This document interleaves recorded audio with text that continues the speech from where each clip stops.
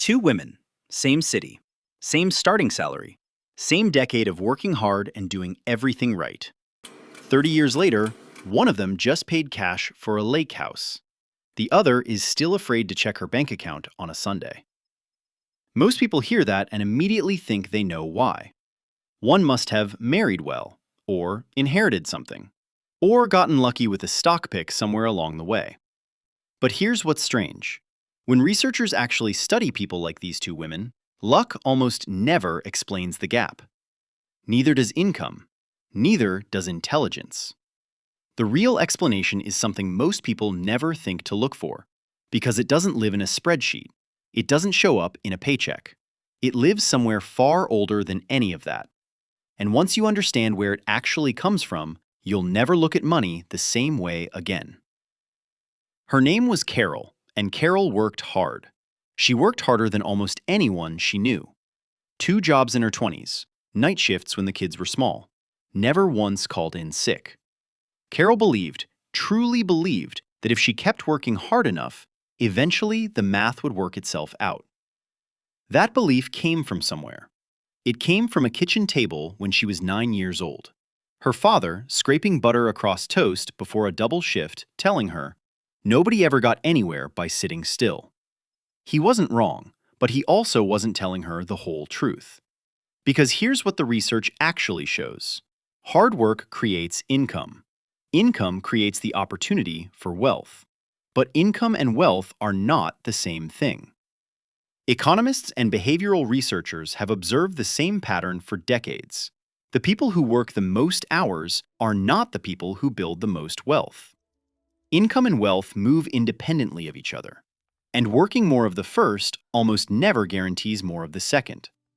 Because the first lie, the one most of us were handed before we were old enough to question it, is that working harder is the answer. It keeps you busy. It keeps you exhausted. And it keeps you from asking the question that actually matters, which is, where is it all going? Carol got a promotion, then another one. Her salary doubled in 10 years. And something strange happened. Her stress about money didn't change. Her apartment got nicer. Her car got newer.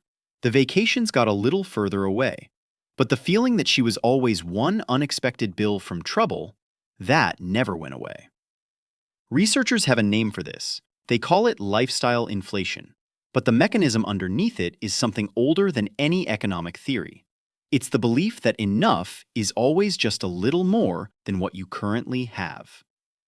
Psychologists have long observed that for most people, regardless of income level, the feeling of being almost financially secure tends to follow them everywhere. Almost. The almost never goes away, because more money doesn't fix the belief underneath. It just gives the belief a bigger stage.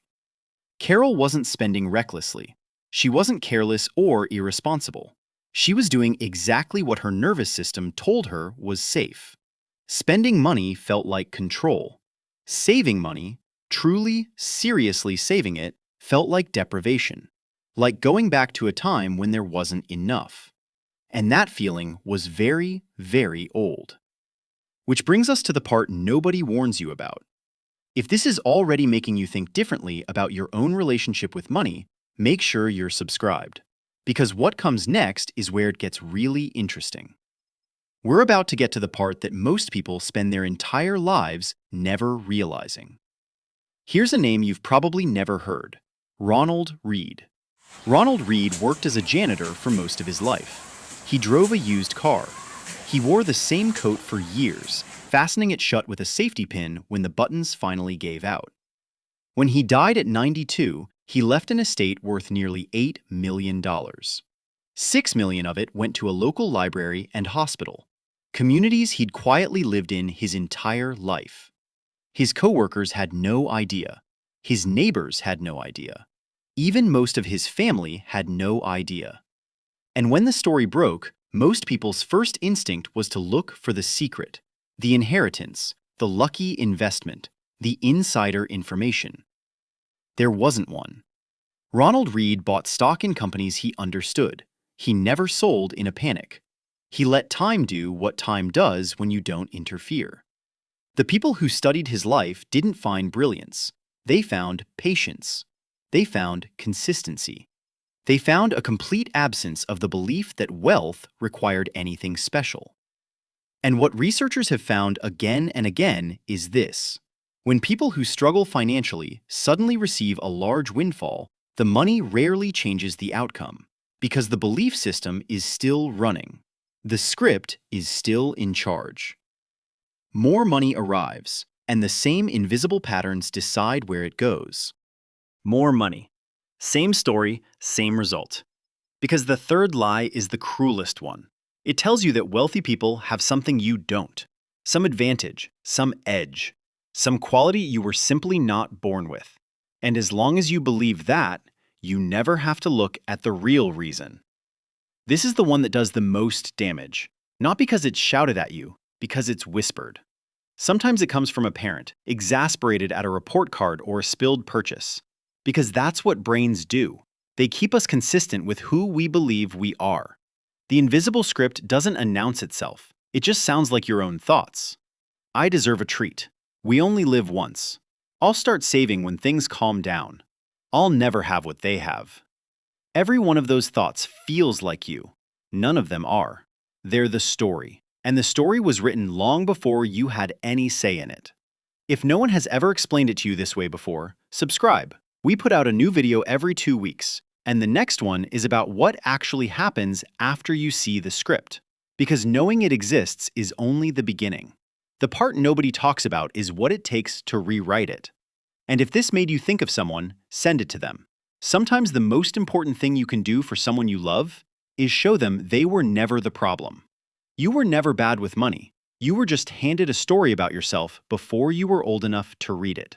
And the most expensive thing you will ever own is a belief you never realized you were carrying. If the script isn't yours, where did it come from? And more importantly, why does your brain fight so hard to keep running it? Here's what Carol eventually understood. Every financial decision she had ever made was perfectly logical inside the story she was carrying. Spending felt like relief because her nervous system had learned that scarcity was the default state. Saving felt dangerous because sitting still with money meant waiting for it to disappear. Earning more never felt like enough because enough wasn't a number, it was a feeling. And that feeling had been set at a very early age. The researchers who study this call it financial identity. And Carol's version of it looked like this. Deep down, Carol believed she was the kind of person money slipped through. Not because anyone had ever said it that way, but because every time money came in, something always seemed to take it back out. A car repair, a medical bill, an unexpected need she couldn't say no to. And over time, that pattern stopped feeling like bad luck. It started feeling like her. Like proof of something she'd always suspected about herself. So her brain, loyal, efficient, and completely unconscious about it, kept proving her right. Not because she was broken, not because she was weak, because that's what brains do. They keep us consistent with who we believe we are. The invisible script doesn't announce itself. It just sounds like your own thoughts. I deserve a treat. We only live once. I'll start saving when things calm down. I'll never have what they have. Every one of those thoughts feels like you. None of them are. They're the story. And the story was written long before you had any say in it. If no one has ever explained it to you this way before, subscribe. We put out a new video every 2 weeks. And the next one is about what actually happens after you see the script. Because knowing it exists is only the beginning. The part nobody talks about is what it takes to rewrite it. And if this made you think of someone, send it to them.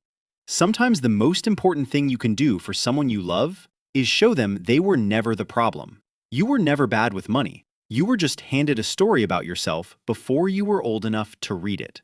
And the most expensive thing you will ever own is a belief you never realized you were carrying.